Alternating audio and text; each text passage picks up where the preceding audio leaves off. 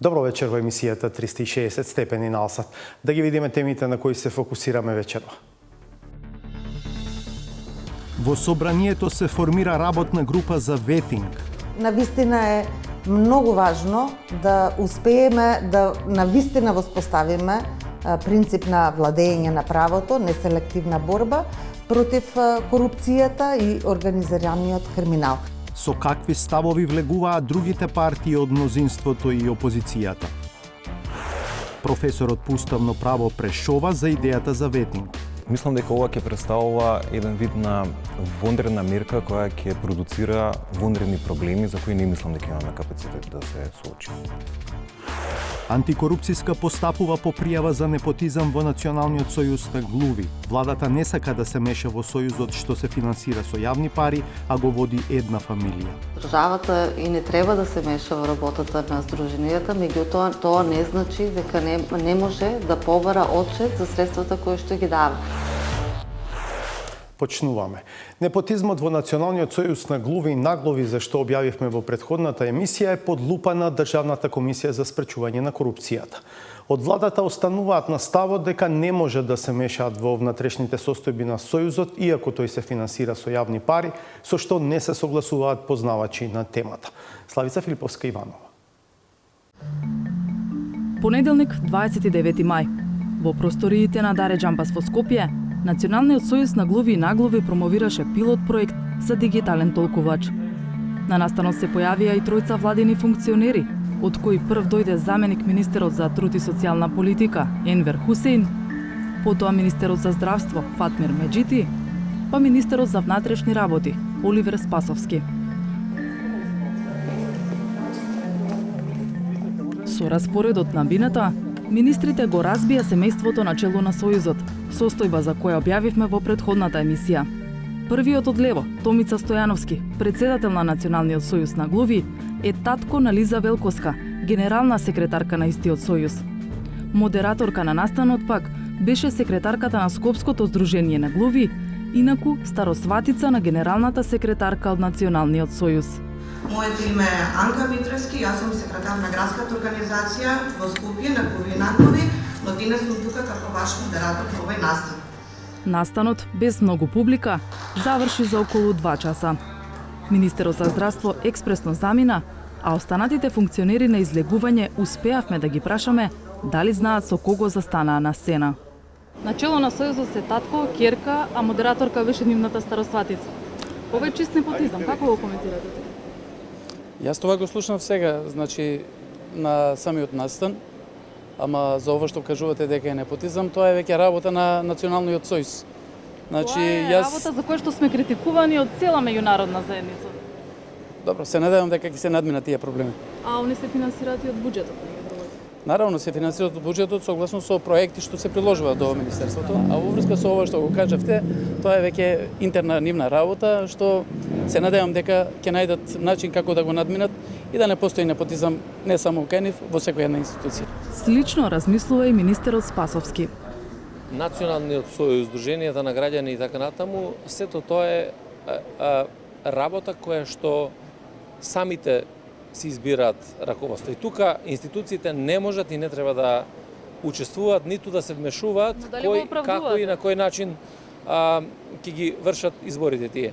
Ние можеме да се согласуваме или да не се согласуваме со изборот. Можеме да се согласуваме или да не се согласуваме со работата, меѓутоа на ниту една институција не може да биде основа за да се меша во работите на овие. Тоа се интерни работи. За време на коктелот се обидовме да ја прашаме секретарката на Скопското здружение на глуви и наглови дали го препознава судирот на интереси. Дали гледате проблем тоа што сте старосватица на генералната секретарка? секретарка? Мора тоа сега да го направам, да одговарам на прашања. А дали сакате да се договориме за друг термин? Да, сакам. Например, утре. Дали може во среда? Не, во среда, во четврток. Во колку часот така? Во Здруженијето на глуви и наглови во 10 часот. Може? Ви благодарам. Во меѓувреме, секретарката се предомисли и по телефон ни рече дека не сака да говори во камера. Одговор ни прати преку Viber. Вели дека и самата е дете на глуви лица и мајка на дете со оштетен слух, како и дека се вработила преку регуларен конкурс. Моето вработување во Сдруженијето е независно од Националниот сојуз на глуви и наглуви. Беше објавен оглас за вработување од страна на Сдруженијето на град Скопје со дадени критериуми.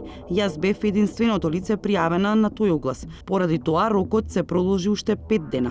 Огласот беше јавен. Собранието на Сдруженијето по разгледувањето на апликацијата донесе одлука за моето вработување. Дополнително, вели дека помогнала секому колку што можела. Сметам дека глувите лица кои укажале и пријавиле кај вас, но и оние кои го делат нивното мислење дека ова е пречка во прогресот и напредокот на Сдруженијето, би било добро да ги препратите овде и заедно да работиме на напредокот на Сдруженијето, затоа што заеднички сме засегнати за подобрување на условите. 360 степени минатата недела објави 3 сведоштва на глуви лица, кои анонимно и крајно предпазливо посведочија дека во раководните тела на Сојузот, како председател, генсек, собрание, извршен одбор, па и во раководството на фолклорното здружение формирано од Сојузот, владее непотизам. Сојузот има околу 7.000 членови и секоја година добива 160.000 евра од државата. Зошто токму една фамилија и нејзини блиски треба да доминираат во раководните органи? Во претходната сторија ја прашавме лично генералната секретарка Лиза Велковска. Вие сте генерална секретарка на Сојузот, каде вашиот татко е председател, кумот ви е член, старосветицата е дел од општинската организација во град Скопје. Како го коментирате ова? Вака сега, јас сум во Сојузот вработена уште од далечната 2013 година. Јас поточно не сум вработена јас во Сојузот, како што велите вие, нели, заедно со таткото. Јас сум... Сте дел од Сојузот сите. Така. Јас сум вработена во Советот на инвалидски организации, скратено НСИ-ом. Тоа е апсолутно посебна организација, каде што таму имам подпишано, нели, договор за вработување со трето лице. Пријави, освен до нашата редакција, претходно стигнале и до Државната комисија за спречување на корупцијата, откаде не информираа дека работат на 2 предмета поврзани со Националниот сојуз на глуви. Едниот е при крај, а се работи по пријава за финансиски злоупотреби во Сојузот за 2019 година. Вториот пак е пријава директно за непотизам и алармирано е годинава. Во ДКСК, во Одделението за спречување судирни интереси и лобирање, е оформен предмет по поднесена пријава со наводи за непотизам, судирни интереси, нетранспарентно работење и злоупотреби во Националниот сојуз на глуви и наглуви. Постапувањето и по овој предмет е во тек и се уште не е донесена одлука од страна на ДКСК. Во меѓувреме, и Министерството за труд и социјална политика најави дека нивна финансиска комисија ќе го испита работењето на Сојузот. Ресорната министерка Јована Тренчевска во претходниот прилог го кажа истото што сега го коментираат другите нејзини колеги, дека владата не би смеела да се меша во работењата на сојузите, иако добиваат државни пари. Но дали е навистина така? Државата и не треба да се меша во работата на здруженијата, меѓутоа тоа не значи дека не може да побара отчет за средствата кои што ги дава. Посебно бидејќи зборуваме за јавни пари од даноците, и транспарентноста и отчетноста овде мора да бидат загарантирани. Односно, граѓаните да знаат точно каде и зашто се потрошени тие пари, затоа што, повторно ќе кажам, зборуваме за јавни пари на граѓаните. Сојузите реферираат финансиски извештаи? Да, меѓутоа... Никој не се меша каква програма? Да, тоа е другиот дел. Значи, и самата држава може да се погрижи малку да ги зајакне капацитетите на тие организации за соодветно да ги планираат своите средства, но исто така и да ги подсети дека мора да имат и некои внатрешни правила, внатрешни процедури како ги регулираат односите помеѓу нив. Лонгурова Гирова вели дека во ваквите организации демократските процеси не се на завидно ниво и дека незадоволство има во речиси сите сојузи. Тоа пак резултира со расцепкување на членството во помали групи и посебни здруженија. А наместо да се делат, би можело да се реорганизираат, вели таа. Ја погледнавме веб страната, секако дека недостасуваат многу клучни информации, финансиски извештаи, наративни, не е ажурирана очигледно и овие внатрешни политики нивни се непознати. Меѓутоа, самото собрание може да даде некој вид на иницијатива или самите организации членги што се основачи на Сојузот да реагираат и да ги побараат тие документи и евентуално доколку се согласат, можеби да ги ревидираат, не знаеме која е потребата. Тие сами ќе треба да си направат некоја внатрешна самоевалуација, самопроцена, за да видат каде им се недостатоците и да се потрудат со текот на времето едно по едно да ги отклонат. Националниот сојуз на глуви и наглови се чини е далеку од тој пат. Што под притисок на некои од партнерите во коалицијата, што под притисок на реалноста која е далеку од добра, мнозинството реши да се формира работна група во собранието која ќе бара решение за ветинг. Опозицијата најавува учество, иако смета дека власта нема капацитет да спроведе ветинг. Со какви ставови влегуваат главните актери во овој процес, од Зоран Јовановски. Дипломатски ракавици е термин што новинарите често го користат за порака испратена од меѓународни представници, обвиена во фини избрани зборови. Таквата пракса се чини заврши за неколку прашања што се провлекуваат со години. There is corruption everywhere, vested interest, undue political influence, nepotism, clientelism, and the recommendations of let's say the State Anti-Corruption Committee, the State Audit Committee, the Ombudsman are simply not followed up, and by anybody, not the government, not the parliament, not the prosecution. Холандскиот амбасадор не е единствениот што ги тргна дипломатските ракавици. So we've seen in a number of cases concerning high-level corruption, certain patterns emerging, where retrials, where we have judgments which could impact on the work of the statute of limitations. That's a concern. There may be very good justifications for those in individual cases, but again, the overall pattern is concerning. At the same time, we've seen events in the Judicial Council, we've seen events with the Office of the Prosecutor Against Corruption and Organised Crime, which again raise question marks. Владата во Скопје, која се декларира за проевропска, не остана нема. Прстот го впери во правосудството и намаса го врати повеќе пати споменуваниот ветинг. Што всушност се заговара?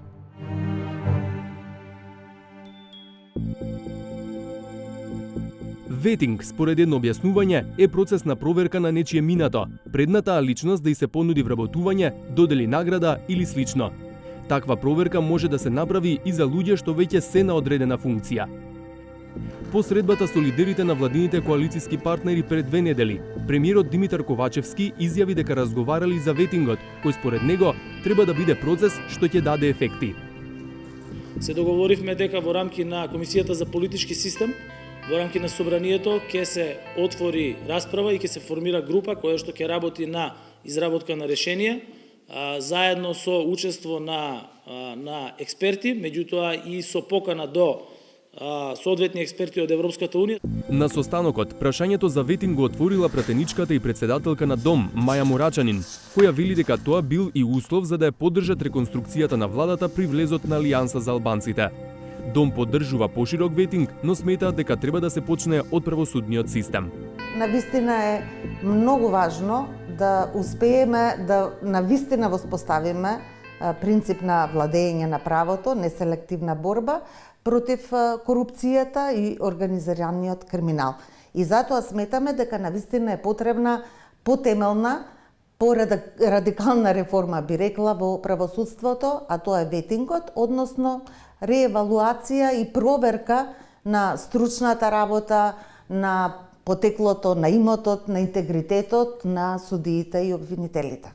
Морачанин верува дека земјава има луѓе со интегритет кои ветингот би го спровеле на објективен начин и на кои јавноста ќе може да им верува. Сметаме дека најдобро ќе биде да се формира независно тело кое ќе ја спроведува ова реевалуација или проверка, но мора да се обезбеди дека тоа тело ќе биде навистина независно, стручно, професионално и транспарентно. И ние предлагаме за да навистина сите имаат доверба во овој процес, да не се смета дека е некој политички реваншизам или нели нешто што кај нас вообичаено се случува, да биде вклучена меѓународната заедница. Од опозицијската ВМРО ДПМН даваат поддршка за ваков процес, но велат дека тој треба да ги опфати и политичарите. Пред да ни се случи ветинг во судството, нас треба да ни се случи ветинг на политичари од минати и сегашни генерации и нивните семејства, затоа што поточно какви да имаме судии, ако имаме криминал кој што се амнестира, а имаме во државата, и имаме судии кои што се корумпирани, а имаме и такви во државата, ние не можеме да го прочистиме. Но ВМРО ДПМН нема верба дека ветингот би можел да се спроведе за време на актуелниот владин мандат. Па оваа влада нема кредибилитет да го направи тоа, затоа што испитувањето на јавното мислење укажува дека фактички високата корупција доаѓа од високите политички и бизнис елити, кои што се контролирани од владеачкото мнозинство и луѓе блиски до оваа влада. Така да по промената на оваа власт, ВМРО ДПМН има механизми и начини да го отпочне овој процес со сите релевантни чинители во државата. Во најголемата владеачка партија СДСМ вела дека е потребна добра анализа со сите препораки на Европската комисија, Венецијанската комисија и на Советот на Европа за процесот да заврши успешно. Овие препораки, кои што се посебно Венецијанската комисија, во нив е наведено дека ветингот како инструмент кој ќе се спроведува не треба да се остави впечаток и перцепција во јавноста дека е политичка пресметка. Туку напротив, дека точно ќе се утврди една временска рамка која што мора да биде строго дефинирана, каде што ќе биде определена во кој период, во кој процес и кои се тие институции што тоа ќе го спроведат во овој период. Од СДСМ велат дека засега не е утврден моделот на ветинг. Дали ќе се прават измени во постоечки закони или ќе се носи нов закон. Дали процесот ќе се одвива преку Собранието или преку работна група во Министерството за правда и кој ќе го прави самиот ветинг. Кој модели да се избере, планираат процесот да заврши до крајот на нивниот мандат. Подобро опозицијата да се вклучи сега во многу подобри процеси, па дури и во овој процес и своите мислења и ставови нека ги произнесе тука, бидејќи ние не разговараме за процес кој ќе биде политички, туку правиме процес кој ќе биде државнички. Од Демократската унија за интеграција сметаат дека е потребен, како што велат, целосен ресет на системот и предлагаат поширок ветинг. Например, полиција со закон да се направи еден целосен ветинг и во полицијата, освен политиката, судството и јавното обвинителство. Но имаме конкретно решение. Мислам дека ден порано или покасно ќе дојдеме на ова што Демократската унија за интеграција се залага повеќе години. Конкретното решение за кое зборуваат ДЕМИ е предлог законот за Агенција за проверка на носителите и кандидатите за носители на јавни функции, што во 2020 година го поднесоа во Собранието. Велат дека се подготвени тој предлог закон повторно да го достават бидејќи според нив е добра основа. Туку сме имале повеќе прилики каде што јавно сме ги повикувале сите политички партии. Како за други теми можеме да седнеме и да поразговараме и за ова решение законско да седнеме да поразговараме. Сме отворени за други предлози, но исто така и во рамки на амандманската расправа за некое подобро решение, евентуално, кое би го зацврстило ова наша заедничка цел. Ресет на целосниот систем. Од Алијанса за албанците сметаат дека само со квалитетен ветинг може да профункционира правна држава. Но покрај поддршката што ја даваат за процесот, предупредуваат и на ризиците.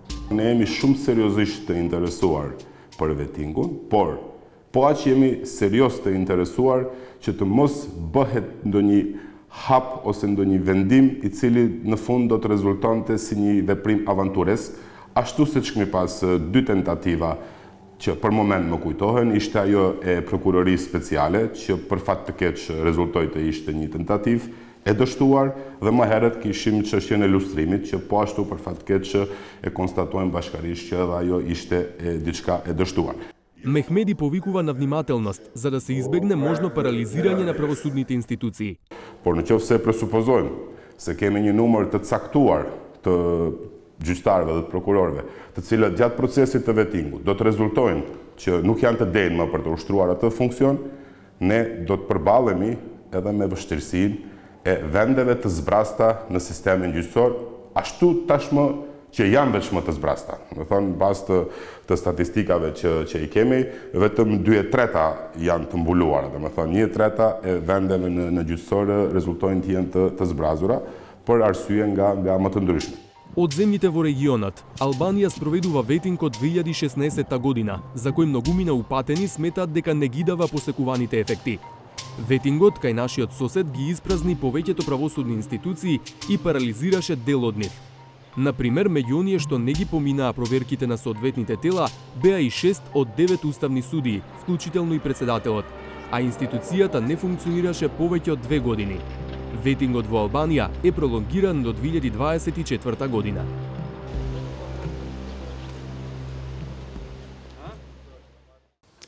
Ако сепак се стигне до консензус за ветинг, особено за правосудството, може ли процесот да донесе нешто добро? Тоа ќе биде само вонредна мерка што ќе создаде вонредни проблеми, смета доцентот по уставно право на Правниот факултет Јустинијан први ден из Прешова. Со него разговара Александар Димитриевски. Прешова дали е можен ветинг на судии и на јавни обвинители во земјава само со измена на закони или пак со носење на некаков нов закон? Зависи од тоа како го дефинираме ветингот. Ние гледаме дека пред секои избори, после секој скандал во судството, се актуализира прашањето за ветинг, но до сега немаме видено конкретна дефиниција тоа што подразбираат тие што предлагаат под поимот ветинг. Доколку тоа инволвира разрешување, некаква одговорност на судии, сметам дека за тоа се неопходни уставни измени, за тоа гледаме примери не само во регионот, туку и во останатите делови од светот, каде што имавме ваков тип на ветинг на судии. Особено на судии, бидејќи Уставот е тој што ја гарантира судската независност, значи имаме уставно гарантирана судска независност и ако сакате да интервенирате во тој дел, особено во делот на одговорноста, разрешувањето, ќе треба да се направат соодветни измени во самиот устав. Најконкретна најава да ја наречам, иако оди еден чекор понатаму, е предлог закон кој што го достави политичката партија ДУИ, а кој што во суштина предвидува формирање на посебна агенција која што ќе го врши тој ветинг. Го погледнав тој предлог закон. Еве, например, таа агенција треба да има за цел да го провери интегритетот и достојноста на носителот на функцијата идна и да се намали можноста за корупција, криминал, злоупотреба на службената должност и нарушување на угледот на институцијата која ја представува. Сето ова може и треба да го остваруваат веќе постоечките тела кои ги имаме, а во прва линија, односно иницијално органот кој го именува или избира самиот функционер. И не гледам потреба за постоење на посебна агенција за такво нешто. Особено што законот е прилично штур и површен во оваа смисла и оваа агенција на вистина само ќе представува вишок во рамките на институционалната структура која веќе постои во државата и формирање одново на нови работни места за партиски кадри. Еве да претпоставиме дека ќе се најде политичка волја, па дури и за уставни измени со кои што би се создале правни основи за спроведување на еден ветинг кој што би засекол до таму и да се разрешуваат одредени функционери. Не мора еве со ова решение единствено кое што сега е во оптек. Дали очекувате дека такво нешто може да даде еден квалитативен исчекор кој што и домашната, но и меѓународната јавност го очекува од домашното судство пред се, но исто така и од политичарите кои секако се оние кои што влијаат врз судството? Искрено не мислам дека ќе даде некаков квалитативен исчекор. Мислам дека ова ќе представува еден вид на вонредна мерка која ќе продуцира вонредни проблеми за кои не мислам дека имаме капацитет да се соочиме. И мислам дека преку сите овие најави, особено во периоди во предизборието или после секој скандал, мислам дека политичките партии праќаат сигнал, еден вид на опомена до постоечките носители на функции дека би требало да бидат изгледа по-лојални, по-послушни за да не ги снајде ветингот. Ќе изгубиме многу време, многу енергија, бавејќи се со индивидуално, со секакви позадини на суди, обвинители, носители на јавни функционери, секакви шпекулации, скандали кои ќе излегуваат, наместо да ја посветиме таа енергија на реформите кои се апсолутно неопходни, на ослободување на судството и на уставното судство. Значи, од оние што повторно го заробуваат, и претходно имавме заробување, ние сме во еден вид на процес на нова форма на заробување, како што мене ми се чини. И ако погледнете што се случува во судството, со уставното судство, например во однос на платите и одлуката за платите, што представува еклатантен пример како уставниот суд се инструментализира со злоупотреба на положбата и надлежноста која има и никој за тоа не реагира. Оно што се случува во судскиот совет, гледате дека опозицијата исто така не реагира на тоа. Гледаме дека ќе има обид веројатно за нова чистка таму и слично. Сметам дека во основа тие што се основниот проблем се обидуваат да се представат преку наводни брзи решенија како главен фактор за разрешување на истите тие проблеми кои генерално или во основа потекнуваат од самите нив, а тоа се политичките елити. Ја споменавме веќе Албанија. Тоа е земја која што и географски и по менталитет ни е блиска. Таа спроведуваше ветинг во правосудството. Какви беа таму резултатите? Јас не мислам, мојот впечаток не е дека тоа беше успешен процес. Се разбира, не можеме да очекуваме меѓународната заедница да истапи со таков став, но сметам дека е доволно тоа што Европската комисија, барем иницијално, не сме слушнале во последно време одново нов став во однос на состојбите со судството, но Европската комисија, делегацијата дојде јасен став претходно дека не се за таков процес во државата. И тоа мислам дека се поврзува и со фактот што, иако како што вие рековте, можеби само навидом слични, сепак состојбите во Албанија беа драстично полоши. Но и ние не се движиме во добра насока сега. Се разбира, но таму мислам дека проблемот со корупцијата и поврзаноста со организираниот криминал беше далеку позагрижувачки и подлабок како проблем отколку тоа што е кај нас. И сметам дека ако институциите, постоечките институции профункционираат и бидат ослободени од притисокот на политиката, сметам дека би можело да успееме да се справиме и преку постоечките правила и институции со дадените проблеми. Инаку да не забораваме, таму имаше огромен пакет на уставни амандмани кои беа донесени за потребите на ветингот и многу голема инволвираност на меѓународната заедница.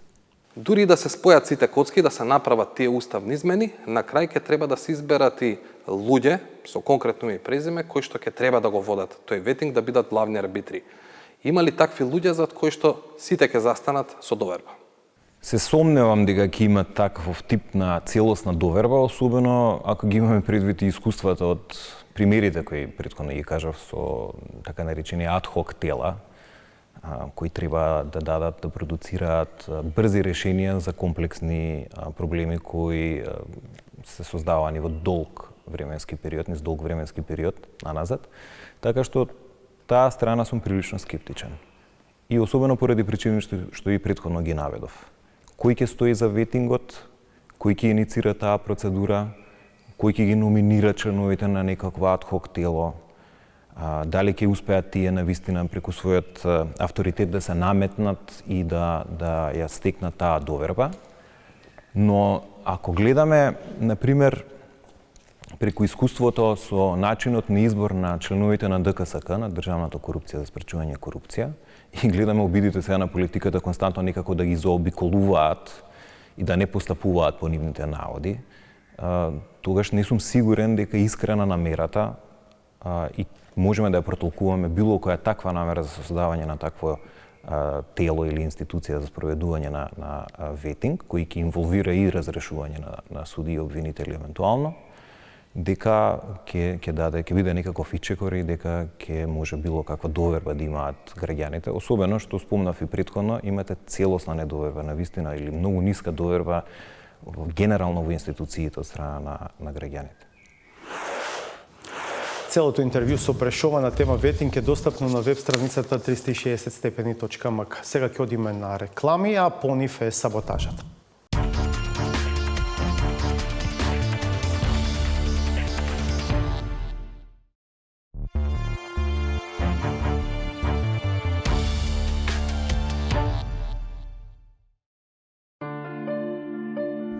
Науката нема одговор за вирусот на политиката, никако да биде пронајдена вакцина која ќе го запре. Инфицираните, без оглед на тоа какви нус ефекти врзнив предизвикала, се бескрајно упорни. Потребна е адекватна иконографија, па со карактеристичната соодветна реторика може да се тргне во заразната битка. Факт е дека Германија е локомотивата на тоа европско семејство. Таква беше и во времето на Хитлер. Мада таа унија, односно таа Хитлерова Европа кратко траеше. Меѓутоа, така беше поставена. И како може денот на Европа да биде изедначен со денот на победата? Само тоа некој нека ми го објасни. Барањето скриено значење за 9. мај е само секвенца од политичката епидемија која насекаде се шири од една позната дестинација. Кај нас е само добре дојдена, се надоградува и со не баш точни информации и прецизни локации. Денеска се копенхашките критериуми. Ве молам, критериуми за прием на прибалтичките земји, Литва, Лотва, Естонија, не постоеше кога требаше да се влезе во европското семејство. Таа измислица за жал е креирана една година пред нивниот влез, но добро ги сервисира вирозните кои едва чекаат да чујат ваква информација. И не е само тоа, туку чепкајќи низ меморијата на површина се вадат карактери, кои би било добро да ги имам, а со такво име и презиме баш и не постојат. Тоа ќе го спомена господинот Едгар, кој навистина Еванс, кој што навистина застана зад македонското прашање. А што се грешат годините и мињата на земјите на луѓето, туку се нема баш мерка и за единиците. Оти таа задолжина не звучи така како што треба. Дали тие би отстапиле и инча од она што ние денеска го бараме? Добро е што барем се знае за тие што отстапуваат. Додуша не е баш јасно дали при интерпретацијата за ангажманот се користи пејоратив или тоа е некој начин на уривање. Он го намести да биде човек на во владата на Република Македонија, кој уште повеќе го руинира нашето секојдневие. Бидејќи авансот кај неголемите е веќе потрошен, на полуочигледна е намерата да се иницира некој нов блок од малите кој би застанала зад нечија кандидатура за председател. Разбирливо е да се комбинира силна одбрана со брз контранапад. Опозицијата ја поддржува. Опозицијата денеска е тоа столбо што го дава тој да не кажам демократски статус. Меѓутоа начинот на кој што опозицијата работи, верувате ми, тоа е веќе уличарски за мене. И на крајот, господскија Непа Распруски, како што доликува на представник на бечка школа, се покажува сериозно познавање на психоанализа. Тој човек има нешто во себе што му недостасува. Не знам дали бил некој пат имал некој комплекс. Меѓутоа тоа дете апсолутно сметам дека е залутано во оваа бранша. Тоа што некој е залутан значи дека работата е завршена. Проблем се тие кои што постојано лутаат. Ним не може да им се фати крајот. Се ова го има на веб страницата 360stepeni.mk. Благодарам што бевте со нас. Се гледаме в петок од 22:20. Пријатно.